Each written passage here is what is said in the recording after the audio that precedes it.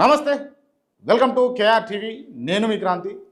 ఇవాళ మనతో ఉన్నటువంటి స్పెషల్ గెస్ట్ మదన్ గుప్తా గారు ఉన్నారు. ముందుగా వెల్కమ్ చేద్దాం. సార్ నమస్తే. నమస్తే. కేఆర్ ప్రేక్షకులందరికీ మదన్ గుప్తా నమస్కారాలు.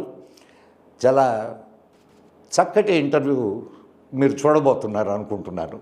ఎందుకంటే మా క్రాంతి కాస్త టిపికల్ జర్నలిస్ట్. Right sir. జై శ్రీరామ్. జై శ్రీరామ్. జై శ్రీరామ్. జై శ్రీరామ్. జై శ్రీరామ్. జై శ్రీరామ్. Right, okay.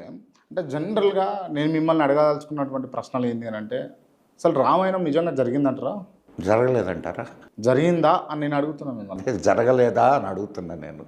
జరిగిందా జరగలేదా డైలమోలో ఒక విషయం అడుగుతున్నాను. ఆ సేతు హిమాచలం, అంటే సేతు నుంచి హిమాచలం వరకు ఉన్నటువంటి ప్రజలు మూర్ఖులు అంటారా? ఇప్పుడు ఒకటి